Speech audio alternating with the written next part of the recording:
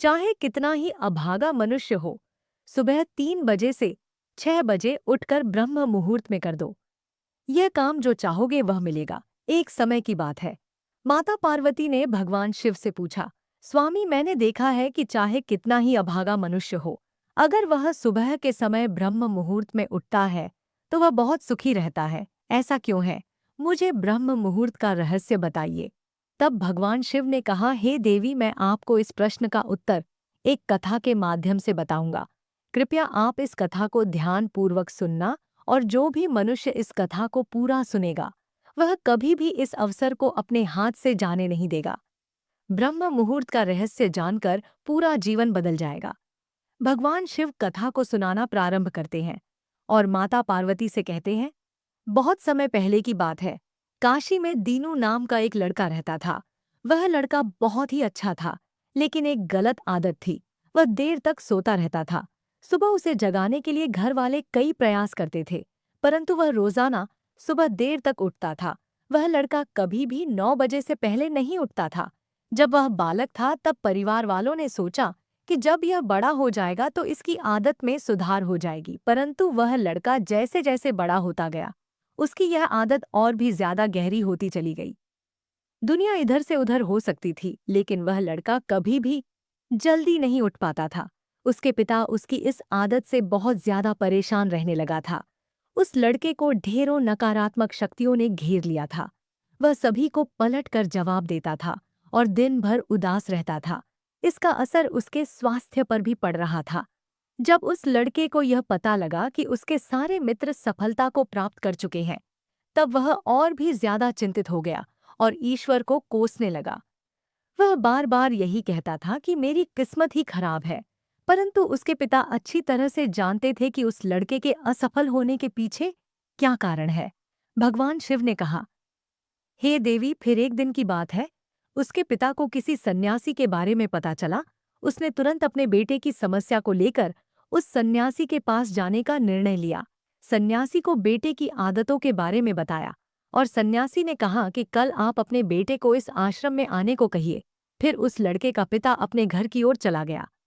उसे पता था कि अगर वह सीधे तरीके से अपने बेटे को सन्यासी से मिलने के लिए कहेगा तो वह कभी तैयार नहीं होगा। उसने अपने बेटे को अपने पास बुलाया और कहा, तुम्हारे सारे मित्र जीवन में सफलता प्राप्त कर चुके हैं, क्या तुम सफल नहीं होना चाहते हो? लड़के ने उत्तर दिया कि जरूर पिताजी, परंतु जब भी मैं अपने मित्रों से उनकी सफलता का रहस्य पूछता हूँ तो वह मुझे कुछ नहीं बताते। भगवान शिव ने कहा, हे देवी। फिर उसके पिता ने कहा कि मुझे यह रहस्य पता चल गया है कि वह सभी क्यों सफल होते जा रहे हैं। तब उस लड़के ने बड़ी उत्सुकता से पूछा, क्या पता चल गया है पिताजी, कृपया करके आप मुझे बताइए। उसके पिता ने कहा कि कल सुबह तुम्हें एक सन्यासी के आश्रम में जाकर उनसे मिलना है।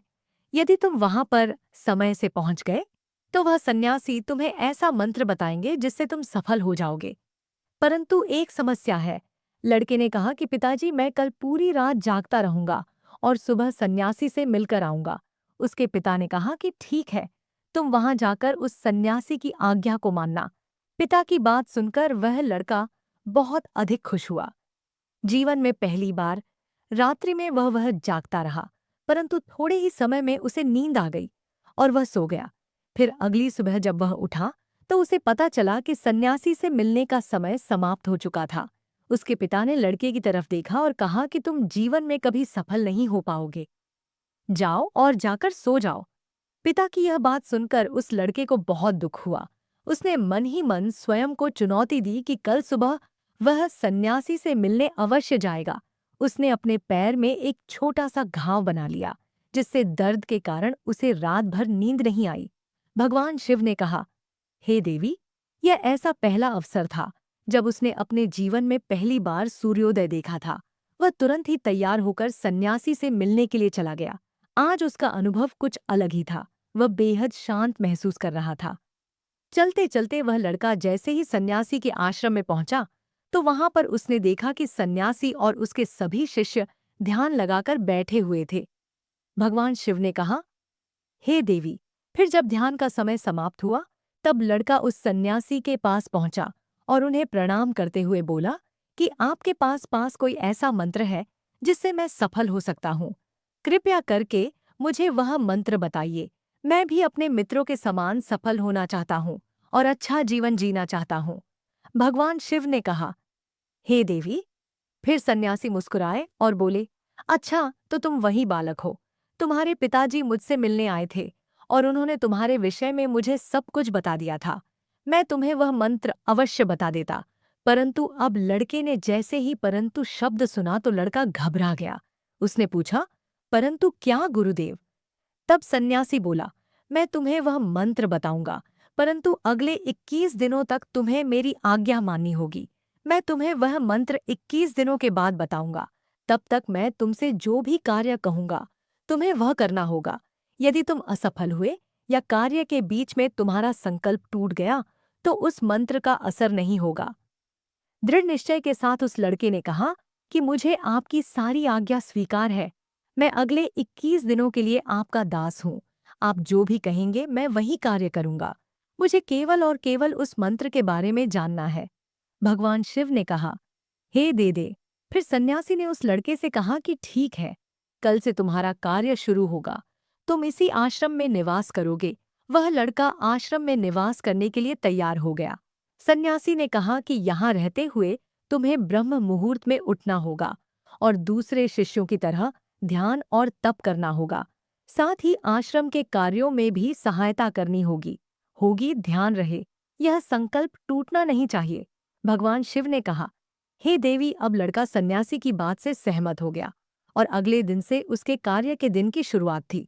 इस बार उसने दृढ़ निश्चय किया, परंतु 1 सप्ताह बीतने के पश्चात ही उसका संकल्प टूट गया और वह 8वें दिन देर तक सोता रहा। जब वह नींद से जागा तो उसने कहा कि मुझसे कितनी बड़ी भूल हो गई है। वह रोते हुए सन्यासी के पास पहुंचा और कहने लगा कि हे गुरुदेव, मेरा संकल्प टूट गया। अब मैं जीवन में कभी सफल नहीं हो पाऊंगा। सन्यासी ने उसे समझाते हुए कहा कि एक बार फिर से शुरुआत करो, फिर से संकल्प करो। फिर लड़के ने सन्यासी से पूछा कि सुबह उठना इतना आवश्यक क्यों होता है और यहाँ पर सभी लोग इतनी जल्दी क्यों उठ जाते हैं। भगवान शिव ने कहा, हे देवी। तब सन्यासी ने लड़के को समझाते हुए कहा कि सुबह यानी ब्रह्म मुहूर्त में उठने के पीछे बहुत बड़ा विज्ञान छुपा हुआ है। लड़के ने कहा कि कृपया मुझे वह विज्ञान बताने की कृपा करें। सन्यासी ने कहा कि रात्रि को 4 पहर में बांटा गया है। पहला रुद्रकाल, जिसका समय शाम 6 बजे से लेकर 9 बजे तक होता है। दूसरा राक्षस काल, जिसका समय रात्रि 9 बजे से 12 बजे तक होता है। तीसरा गंधर्व काल, जिसका समय रात्रि 12 बजे से सुबह 4 बजे तक होता है, 3 तक होता है। और सबसे अंत में जो पहर आता है उसे मनोहर काल कहते हैं। इस समय को ब्रह्म मुहूर्त या अमृत बेला के नाम से भी जाना जाता है। इसका समय भोर 3 बजे से सुबह 6 बजे तक होता है। यह वह समय होता है जब पूरे संसार की नकारात्मक शक्तियां निष्क्रिय अवस्था में होती हैं और सकारात्मक शक्तियां सक्रिय होती हैं। ब्रह्म मुहूर्त अर्थात देव मुहूर्त। ब्रह्म मुहूर्त का अर्थ देवताओं का समय होता है। भगवान शिव ने कहा, हे देवी। वह सन्यासी आगे कहता है, इस समय देवता धरती पर विचरण कर रहे होते हैं और जागृत मनुष्य पर उनका बड़ा ही सकारात्मक प्रभाव पड़ता है। ब्रह्म मुहूर्त ऐसा समय होता है जिसमें मनुष्य का मस्तिष्क बिल्कुल खाली होता है, जिसमें किसी प्रकार के कोई विचार नहीं होते हैं।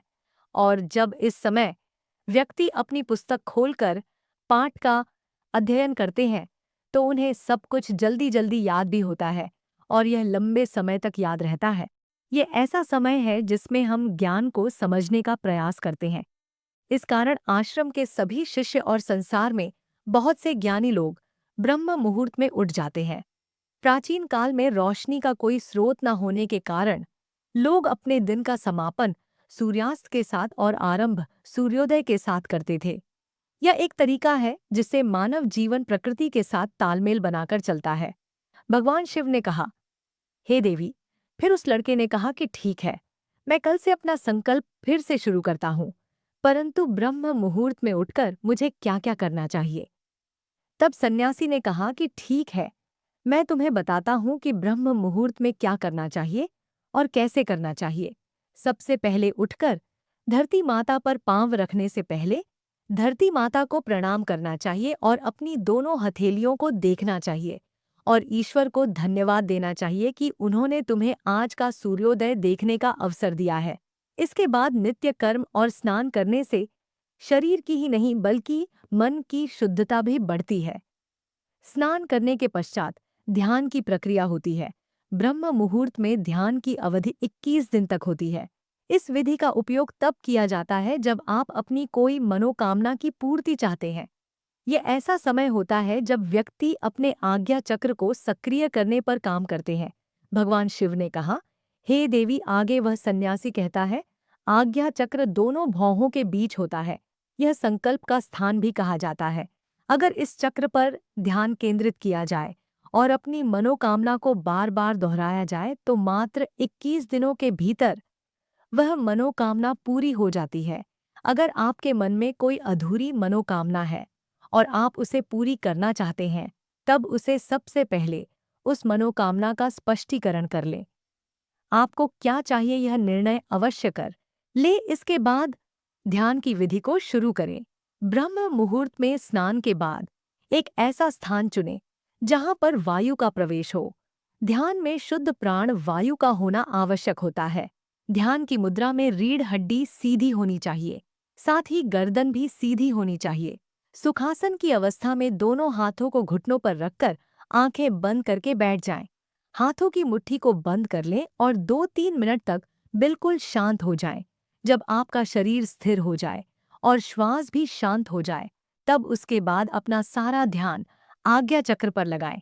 इस दौरान लंबी गहरी सांस लें और सांस को रोक कर रखें। इस समय आप अपनी इच्छा को मन ही मन दोहराएं और अपने मन से इष्ट देव और देवी देवताओं और गुरुजनों का चिंतन करें। भगवान शिव ने कहा, हे देवी, उस सन्यासी ने कहा, जब सांस को रोकना कठिन हो जाए, तब धीरे धीरे सांस को बाहर की ओर छोड़ो। सांस को नाक से भरे और मुख से बाहर छोड़े। इस प्रक्रिया को 3 से 4 बार प्रतिदिन दोहराएं। ऐसा प्रतिदिन करने से आपकी जो मनोकामना है, वह अवचेतन मन तक अवश्य पहुंच जाएगी और इच्छा पूर्ति जल्दी ही होगी। आज्ञा चक्र सक्रिय होता है और हमारी आज्ञा को पूरा करता है। सांस को रोक कर रखने के दौरान शरीर में आपातकाल की स्थिति हो जाती है, जिससे कि आप बेकार की बातें सोचने और विचार करने से बचते हैं। ब्रह्म मुहूर्त के समय ईश्वर की विशेष कृपा होती है और कोई भी व्यक्ति अपनी मनोकामना को इस समय दोहराता है तो उसकी इच्छा जल्द से जल्द पूरी होती है। भगवान शिव ने कहा, हे देवी, इस प्रकार सन्यासी ने उस लड़के को ब्रह्म मुहूर्त का महत्व बताया। अगले 21 दिनों तक उस लड़के ने बड़े ही मन के साथ इस प्रक्रिया को अपनाया। अब वह बहुत ही ज्यादा अनुशासित और शांत स्वभाव का बन चुका था।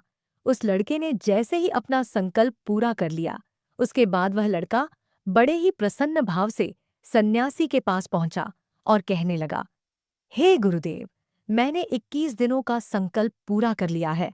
अब कृपया मुझे सफल होने का मंत्र बताइए। तब उस सन्यासी ने मुस्कुराती हुए कहा कि पिछले 21 दिनों से जो अभ्यास तुम करते आए हो, वही तुम्हारी सफलता का मंत्र है। जो व्यक्ति ब्रह्म मुहूर्त में उठकर ध्यान प्रक्रिया को सही से करते हैं, वह जीवन में कभी असफल नहीं हो सकते। तुम्हें ब्रह्म मुहूर्त का रहस्य पता चल चुका है। अब तुम इसे जीवन पर्यंत करो। तुम्हें जीवन के लक्ष्य और सफलता दोनों प्राप्त होंगे। उस लड़के ने सन्यासी को धन्यवाद दिया और ब्रह्म मुहूर्त के नियमों का पालन जीवन पर्यंत तक करने का वादा भी किया। भगवान शिव ने कहा, हे देवी, अब तो आपको पता चल गया होगा कि ब्रह्म मुहूर्त में क्या होता है। तब माता पार्वती ने कहा, हे स्वामी, अब मुझे ब्रह्म मुहूर्त का संपूर्ण ज्ञान हो गया है। इतना कहकर माता पार्वती ने भगवान शिव को प्रणाम किया। वीडियो अगर पसंद आया हो तो वीडियो को लाइक और हमारे चैनल को सब्सक्राइब करें और अपने दोस्तों के साथ शेयर करें। धन्यवाद।